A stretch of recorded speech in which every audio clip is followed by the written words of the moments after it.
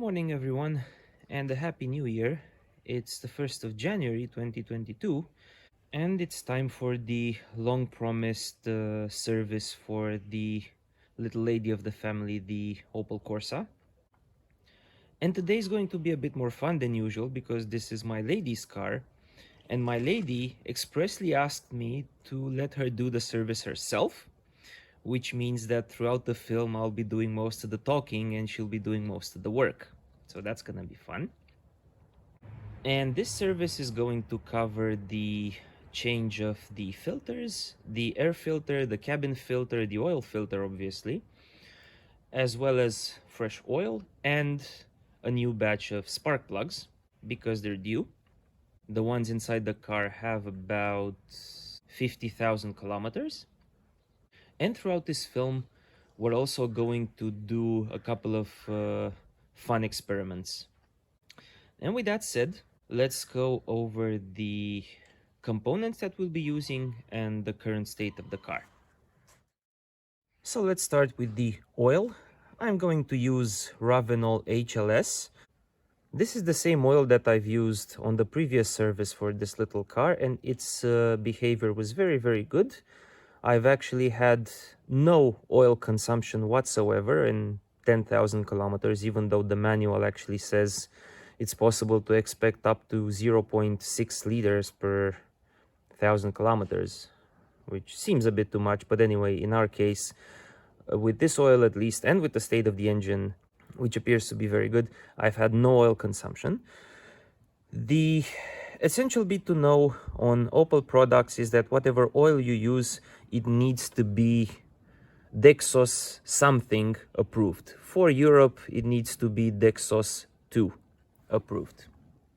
If you saw my other videos, you know that I've become quite a bit of a fan for Ravenol, because all the oils that I've used and the products that I've used from them have proven to be very high quality, and this is a product that is very difficult to counterfeit. It has these codes at the back. These are scratch codes which you can input on their website, and they will tell you whether the code is invalid, whether it is valid, or whether it is valid but has already been checked. So if you now go to their site and type these two codes, they'll tell you that the code is valid but has already been checked, obviously by me a while back. For the filters, I went with Mann this time. I use Mann and Male interchangeably. None of them have given me any kind of problem so far. And this is the version for our engine, the 1.4. And you get a filter and the O-ring, which is lower down inside the box. This is the air filter, which looks like pretty good quality. And this is the cabin or pollen filter. This is the only type of filter that I use for all three cars because it's proven to be the best.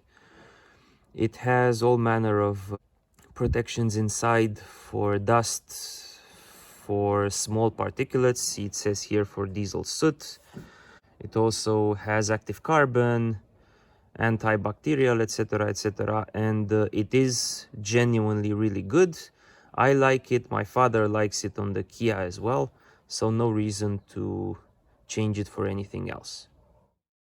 This is the rubber O-ring that we will be using for the oil drain plug underneath the car. And lastly, these are the spark plugs. I went for the best I could buy, i.e. iridium spark plugs from NGK, a well-known Japanese brand that specializes in spark plugs, among other things. I didn't buy these for any sort of performance because this is obviously not a performance-oriented car.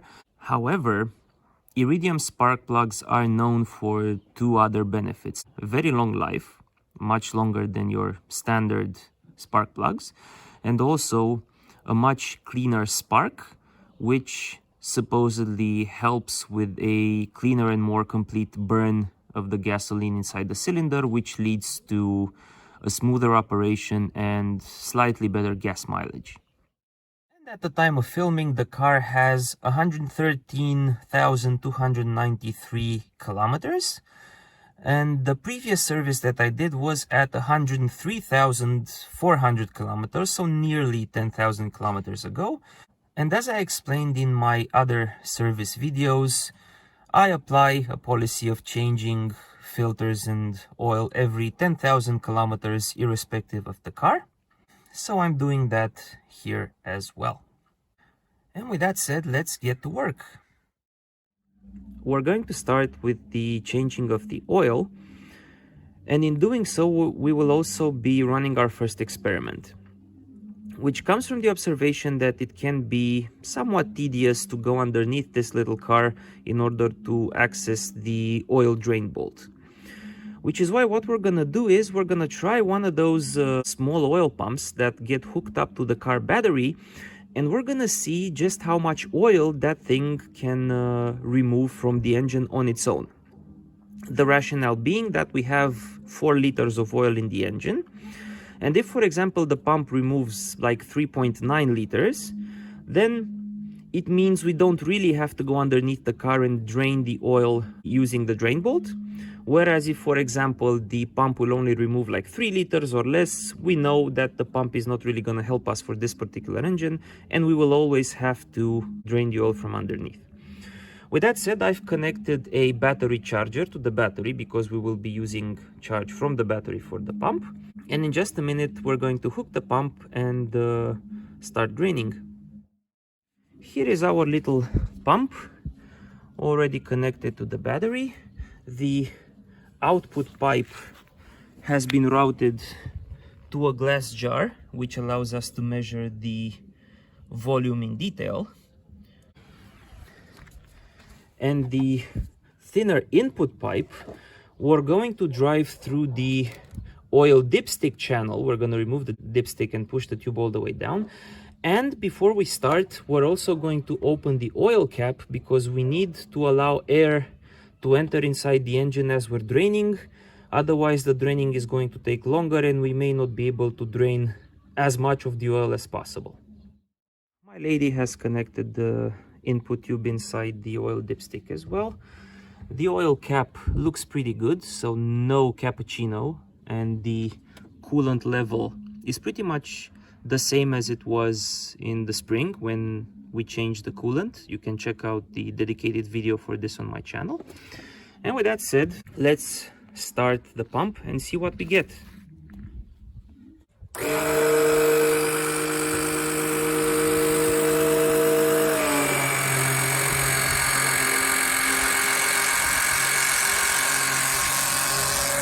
Go ahead and hold on to the pump. Make sure it doesn't drop. Thank you. And here's the oil. As I said, no cappuccino, so we don't have any coolant mixing in with the oil. That's pretty good. And we're just going to progressively fill as much as we can, and then we're going to count the volume of oil that we got out. So we'll be back in a couple of minutes. And here we are 15 minutes later, and we have managed to extract 3.8 liters of oil. These are the last 800 something milliliters, which for a start is very, very good. Out of a total capacity of 4 liters, it means we're pretty much certain that we can do future oil changes just with the little pump, and we don't need to get underneath the car anymore. But just to confirm, we will also be draining the oil in the traditional manner and see how much additional oil we get. And right underneath the car, you'll remember that we have a metal shield. But whoever designed this metal shield was very, very smart, because we also have a small opening held in place with two 13mm bolts that is directly underneath the oil drain plug. So we'll remove that small metal plate and access the drain plug. And the oil drain plug uses a Torx T45, and my lady is now going to open it, so please go ahead and we'll see how much oil is left. Okay. Okay, now remove the ratchet and you need to unbolt it by hand, and do be careful that some oil is going to start flowing.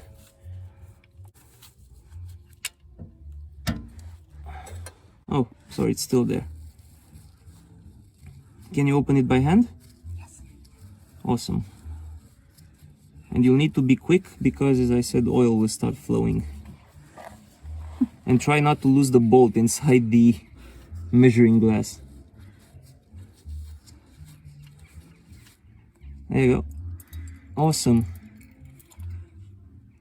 Okay, so let's see how much we're getting. And here's the remaining oil amount that we've removed from the oil pan. It's about 200 and a little bit milliliters, which means what was left equates to about 5 to 6%, which I think is totally acceptable. And that does conclude that it is possible to drain the oil from the Corsa 1.4 using only that small pump, and you don't really need to get underneath the car anymore to do so. And here is the oil drain bolt, which, as you can see, has a small rubber O-ring, which we are going to change. I recommend you change this O-ring every time you drain the oil. And the first thing we need to do, obviously, is to remove this old O-ring. And to do that, you can just use a plastic tool or something, and it should come out fairly easily. After it came out, you just need to clean your drain plug and add the new O-ring, keeping in mind to lubricate that new O-ring. You can actually use some of the oiled oil that you've just drained for this, but do not forget to lubricate it. Never install O-rings dry.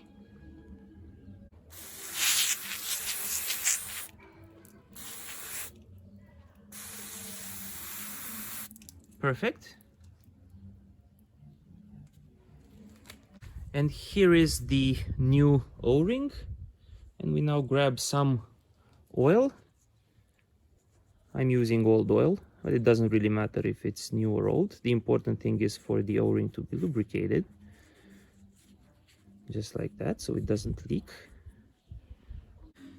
And now simply put the new O-ring over the drain bolt, making sure that it sits properly. You just push it with your fingers. Perfect. And now it's time to put this one back in the oil pan. And go ahead and put it back, and you always start twisting it by hand. You don't use power tools or anything to avoid any risk of cross-threading the drain plug. And you turn by hand until you can no longer do so.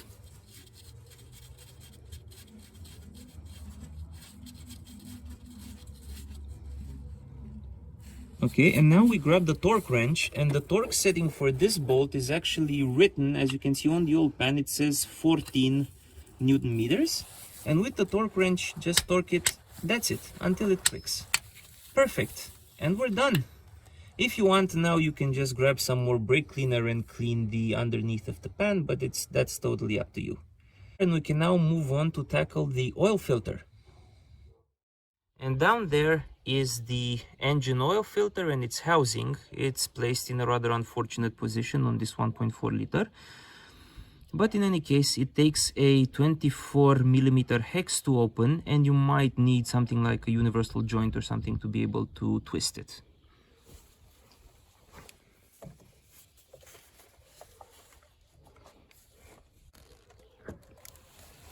Perfect.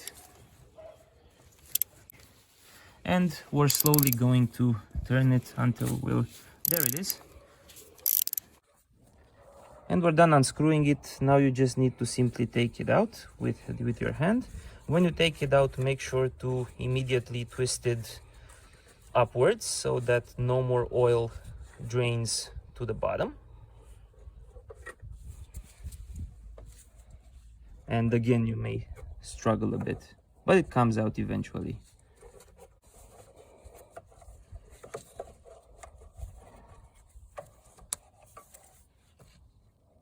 And there it is. Excellent. And here is our oil filter and the oil filter cap. Now, to remove the filter itself, just grab and pull till it comes out, just like that. And before discarding it, take a look inside the fins to make sure that nothing abnormal is present, metal shavings or all kinds of other particles. In our case, the filter looks as good as it can be. So everything seems to be in order, which is very good. Now this can be discarded and taken for recycling. And the next action is to remove this old O-ring that you see here. This always needs to be removed and replaced with the new O-ring that's always provided with the new filter.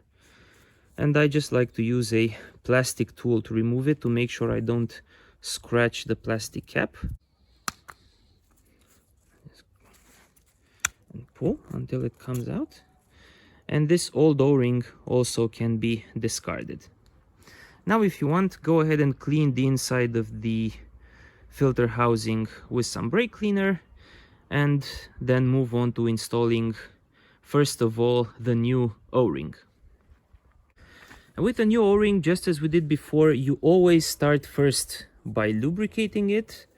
As I said, no rubber O-ring should ever be installed dry. And we take the cap and the new O-ring and we mate them by hand until the O-ring reaches this row here. See, this is its final seating position, and you just have to push it in by hand.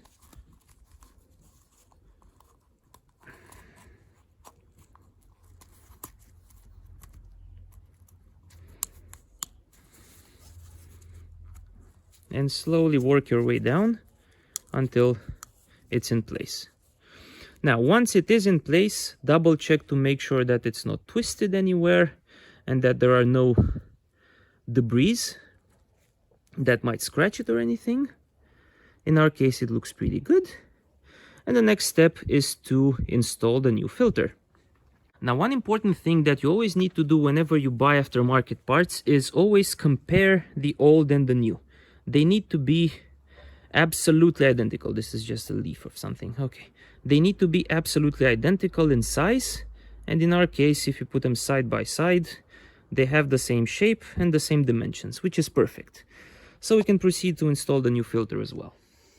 And you grab your filter cap and your filter with the teeth pointing towards the cap, and you press until you hear a firm click. Just like that. And you can go ahead and twist it a bit to make sure that it's seated properly. In our case, it is. And now we can proceed to installing it. Also, an important mention, because I kept talking about O-rings, you must be absolutely certain when you remove the filter cap that you also remove the old O-ring with it, and that you're never in a situation where both the old and the new O-rings are installed, because if you do that by mistake, you're guaranteed to have leaks which may destroy your engine. So pay attention to this particular aspect. And installation is the opposite of removal. We have to put the filter back, tightening it by hand until we can no longer do so, and only then do we bring the ratchet and tight further. So please go ahead. It's gymnastics right there. Closer. There you go.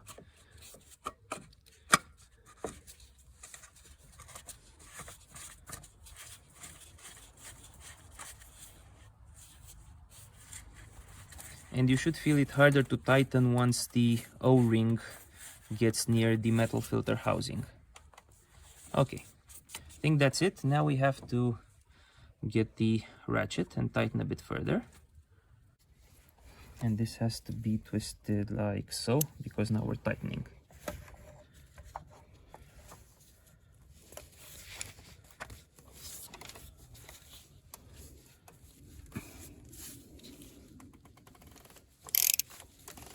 And you can actually hear the O-ring as it's beginning to sit. And you just need to tighten until you suddenly feel more resistance. And then we're gonna go and grab the torque wrench. And the torque settings for the filter housing, as per the Haynes manual, is 25 Newton meters or 18 pound-feet. So go ahead and twist until it clicks. Perfect. One more time and we're done. Excellent. Now let's move on to the air filter. And this is the air filter housing, which is held in place with 1, 2, 3, and 4 Torx T25. And then you also need a 7mm hex to untie this clip, which will allow us to remove the box altogether. So go ahead, please.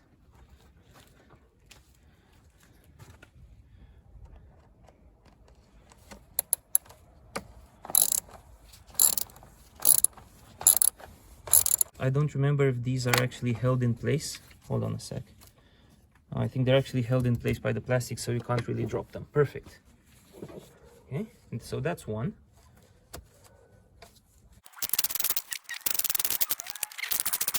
Is it moving? It is, okay. So this thing should now jiggle ever so slightly. And we also need the 7mm for this one. Okay.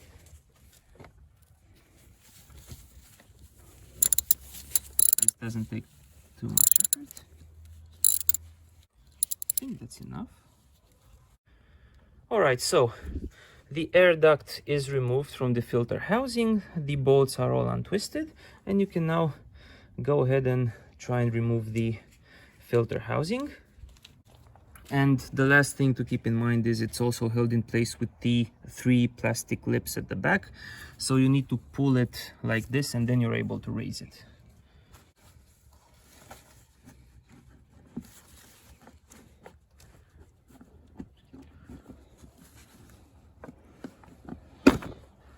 And there it is. You should now be able to move it sufficiently to have access to the filter. And that's the filter underneath. Perfect. Taking a look at it, obviously this is the clean side, so we don't expect this to look in too bad a shape. But I'm curious what's happening underneath it. Oh, yeah, it is obviously much dirtier. So we just take it out. And now, normally, if you would have leaves, dirt, everything down here, you should just bring a vacuum cleaner and clean up. It's not mandatory, obviously, because air is coming from the intake at the bottom and then it goes through the filter. So if you have stuff underneath the filter, it's no danger, but it's nice to clean it if you're here. And with that said, let's put the new filter in. And just as I said with the oil filter before installing the new one, double check to make sure that the two parts have the same size and shape. In our case they do, so please proceed to put the new filter in.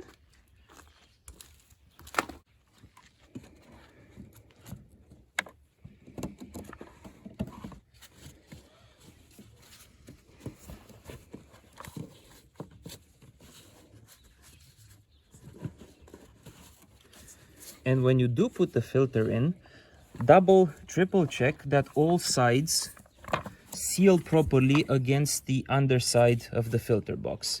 You don't want to leave any air gaps between the cover and the plastic. In our case, they do seal properly. You can just check. This is absolutely perfect. So now we just need to put the plastic cap back and reconnect everything. There are no tightening torques for these bolts, but since they are metal bolts that hold plastic in place, don't tighten them too hard, just tighten them by hand. Okay, air filter box is back on, everything is tightened, the 4 bolts as well as this bolt for the air duct. And now it's finally time to add fresh oil, which we think is the most satisfying part. I've already installed this hyper luxurious and fancy oil funnel, and now we're going to pour about 3.5 liters to start with, and after that we're gonna start the car and fill with additional oil as needed. Obviously, after we're going to start the car and let it run for a few minutes, the oil level will drop because it will also fill the oil filter housing. And you can go ahead and pour, but pour slowly.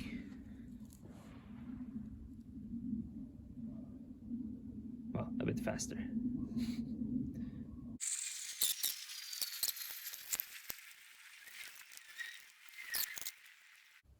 Yep, right on the money. 3.5 liters in. We can check the dipstick. And if we do that, it'll actually say, if you can see, that the level is full. But as I explained, that's simply because the oil filter housing has not been filled. And at this point, we're ready to start the engine. Make sure that both the dipstick as well as the oil fill cap are properly installed.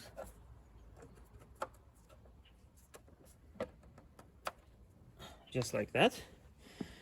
And now, just as with the other two cars, do keep in mind that because during the first start the oil pump also has to fill the oil filter housing, it may be possible in the first couple of seconds to hear the engine a bit noisier than normal. The essential bit is that after a couple of seconds, the engine should resume its normal sound. And you'll notice that we haven't yet changed the spark plugs. That's intended because it's easier to figure out if we have any issues, where the issues are coming from. Right now, hopefully we won't, but if we do have any issues, we know it's due to the oil and filter. Just them. If we would have changed the spark plugs as well, we would have had to figure out if the culprit were the plugs or the oil, etc., etc. Okay, enough chat, let's start the car.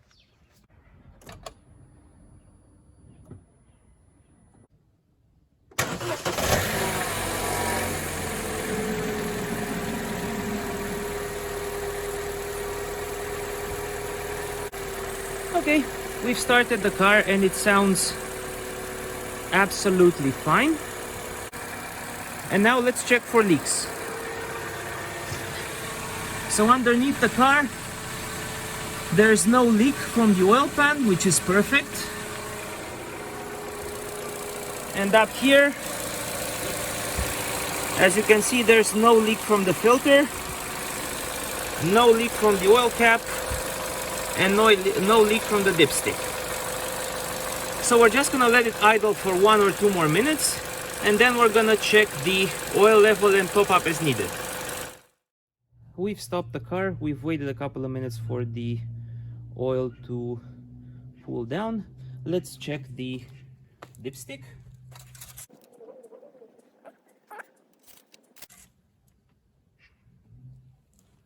And as you can see, hopefully,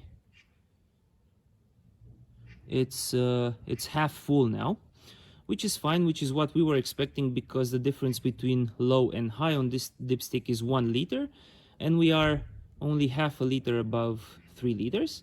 So we're gonna add about 250 more milliliters, and we're done with the oil, and we can proceed to changing the spark plugs. For the spark plugs, we begin by removing this plastic cap. As far as I remember, on other engines this may actually be missing or have a different shape, but for the 1.4 is this plastic cap, which is held in place with 4 pairs of plastic lips, here, here, here, and here, and you just need to raise it up and it comes out eventually. See what I mean? This one, and the 2 at the back.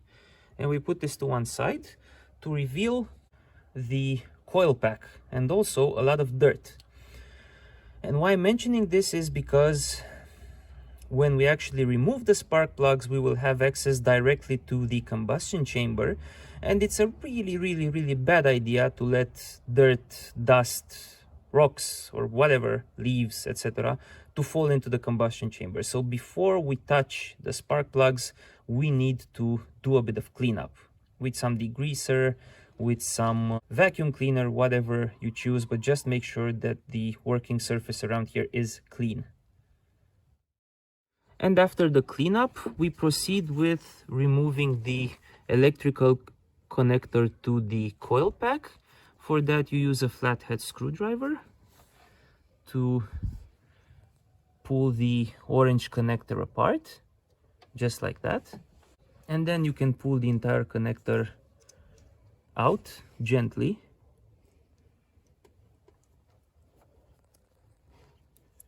Takes a bit of effort, but eventually it comes out.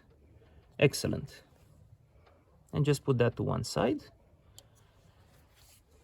And now there are these two bolts, which are Torx T30, and you need to remove those as well.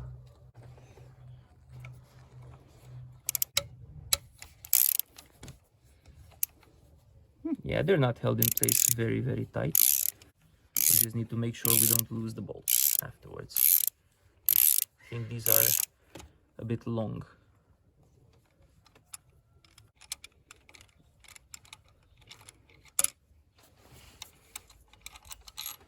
Yep, like I said, long.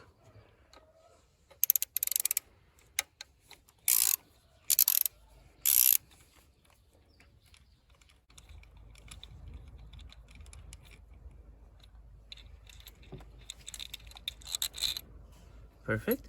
And now you can gently remove the coil pack, and you can just wiggle it side to side, left to right. And we've removed the coil pack, as you can see, and there's still dirt and debris beneath it. And there are the 4 spark plugs that we will be changing. But before we touch any of those, we need to clean up a bit more, as I explained earlier. Okay, cleaning done. Let's start from cylinder 1 and remove the spark plug with the traditional 16mm hex and an extension and the ratchet.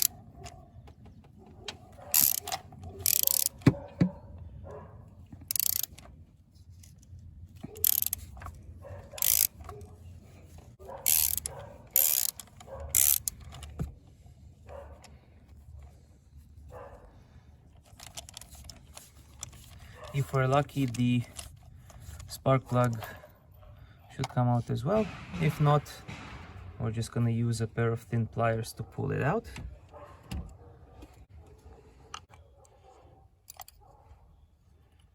And success! Cool, let's see how it looks like. And wouldn't you know it, it looks almost perfect. This is exactly how a normal working spark plug from a healthy engine should look like. The tip should be white brownish, as you can see. Ignore the rust on the threads, we don't care about those. So this one looks good. And now we can add the new one. But before that, we're gonna do something fun. We're gonna use an endoscope to check inside the combustion chamber and see the state of the cylinder. And we have the endoscope inside cylinder 1, and let's see what we got. And there's our cylinder, which actually looks in, pretty good shape. So we don't see anything absolutely critical inside, which is very good news. Perfect. And now it's just time to install the new spark plug. And just as with the filters, we're comparing the new and the old, and they're absolutely identical. Actually, it wouldn't surprise me for the original GM ones to be also NGK, because they genuinely look identical, including the tips. But in any case, we can now proceed with the installation. Okay. You put it inside the 16mm hex. Perfect. And you always start, okay, it doesn't matter, that's fine. Try and screw it in. Always start screwing it in by hand to avoid any cross-thread incidents, which would be really bad. And it's going smoothly. Okay, that's it by hand. And lastly, the spark plug needs to be tightened to 25 Newton meters dry. We haven't greased it or anything.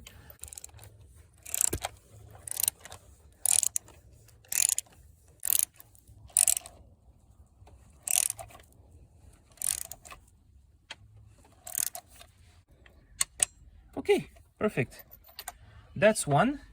And we'll repeat the procedure for the other three. And I'll show you at the end what it looks like inside each individual cylinder. This is spark number 2, also in fairly good condition. Spark number 3 also looks in fairly good shape. And here's spark number 4, also in pretty good shape.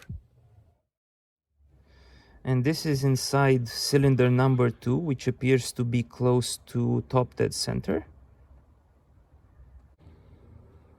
And inside cylinder number 3, which is also close to top dead center, because cylinder 2 and cylinder 3 pretty much have the same position, similar to cylinders 1 and 4. And this is cylinder number 4. As you can see, there's that small little thing over there. It won't cause any issues, but this is why I emphasize that you need to be extremely careful to clean up everything. And even after you've cleaned up everything, there's still the risk of stuff falling inside as you're replacing the plugs. And now all the new spark plugs are in place. Time to put the coil pack back on. It should just slide in until it sits flush with the engine head, like that. I think that's good. Now we need to put the 2 bolts back in. I couldn't find any torque specs for these 2 bolts, but I do remember that they weren't particularly tight when we removed them. So just tighten them by hand until the coil pack is fixed in place and no longer moving. And then finally put the connector back in until it clicks, like that. And then push the yellow tab to secure it in place. And we are done. And now it's time for the second engine startup. And God willing, we've done everything right and the car should be like new.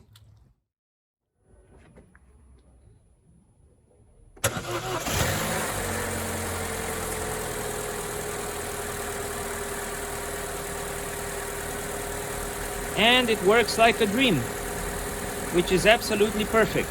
We couldn't have wished for more.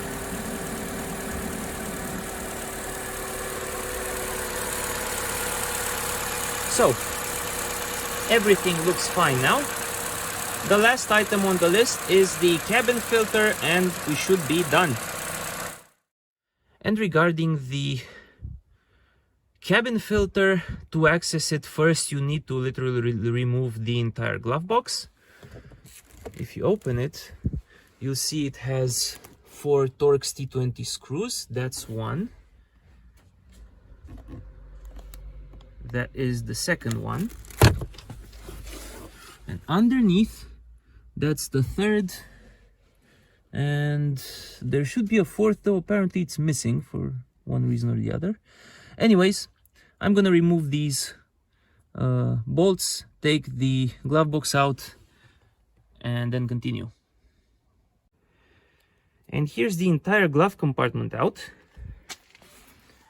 And the next item on the list is this plastic tube, which provides heat to the feet, which is held in place here with one clip, which you should be able to just push with your finger, then pull down, and then this thing should be removed like so. It's fairly straightforward. To reveal the plastic mask which hides the cabin filter, which is this one. And this plastic mask has one lip at the bottom which you need to pull towards you like that, and then the entire mask just comes out you need to raise it a bit and pull it out to reveal the air filter, the cabin filter. And believe me, this is extremely annoying to take out and even more annoying to put back in. I think I might need a pair of pliers or something to pull it out. But once you grab hold of it, it does come out fairly easily. I managed to yank it out a bit, and now I'm gonna see if I can pull it all together. And it's putting up a fight. Stupid design. I mean, I'm sure the engineers over at GM would justify their decision why they put it here, but I still think it's a stupid design. I mean, I've never seen something as complicated as this.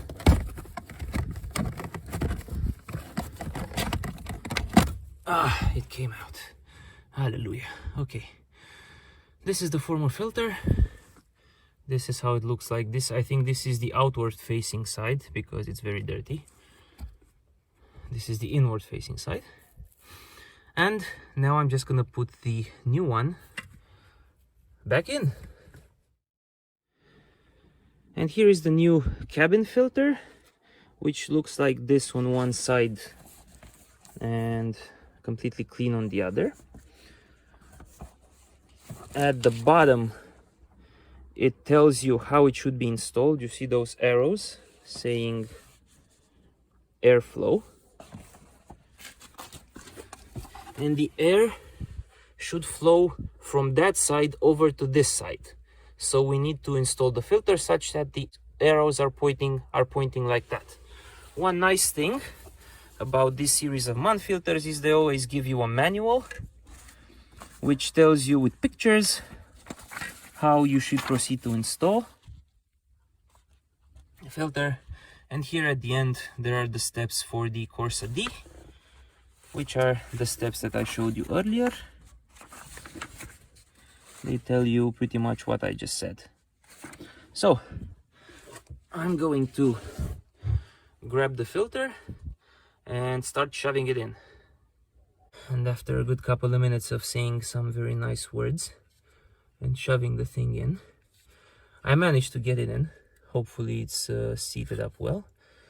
So since installation is the opposite of removal, now we put the plastic mask back on, pushing it until it clicks. It clicked. Next is the plastic tube. It should go something like this. Goes here, and it had its clip like so, which you push. And I just need to install the glove box, tighten the 4 bolts back. Don't over tighten because it's plastic. And with that, we are done. And we're gonna take the car out for a ride to make sure that everything works well. And after driving the car and making sure that everything is okay, the last thing to do is to reset the service interval. First of all, let's check and see how many kilometers there have been since the last service.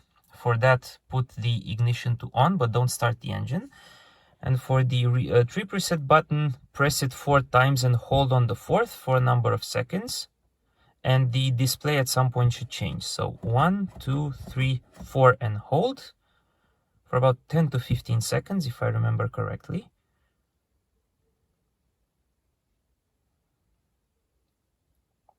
There it is.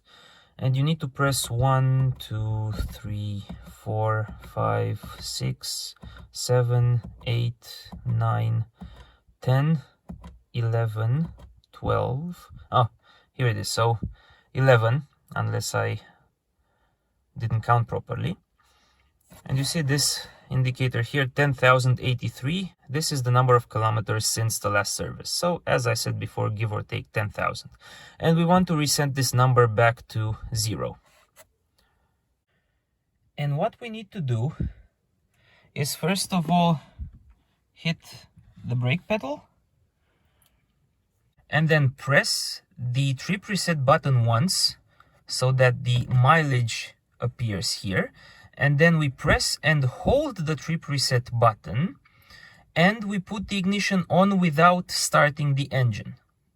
So we press, hold, and now I'm going to turn the ignition on. And while I'm still holding, you see it's flashing the inspection message, and we need to keep holding until that turns into 4 dashes just like that. At this point, you can release the trip reset button, turn the ignition off, ignition on again, and now we're gonna check that hidden menu to make sure that the mileage since the last service has been indeed reset. So as before, 1, 2, 3, 4, and hold.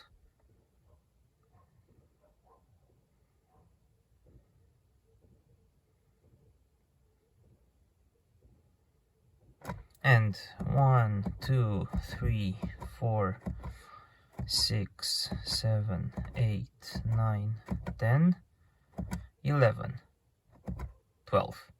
There you go. See, now it says 0 and 0. So that confirms the fact that we have properly reset the service interval. And with that, we are done. And time to move on to the conclusions. And it's conclusion time. And I will reiterate the same 2 points that I mentioned when servicing the other 2 cars. So number 1, oil. The used motor oil should be recycled, as well as the filters, but especially the oil. You should never throw it down the sink or on the ground, etc., because it is very, very toxic. Number 2, cost. All of the components that I bought cost me 120 euros, give or take a little bit, from which about 60 euros were the iridium spark plugs, the long life spark plugs, as I mentioned earlier, and the other 60 euros were the oil and the remaining filters. I wasn't able to get a quote from an Opel dealer in order to compare the costs, but I am 99% certain that this way turned out cheaper than if we would have gone to a Opel dealer.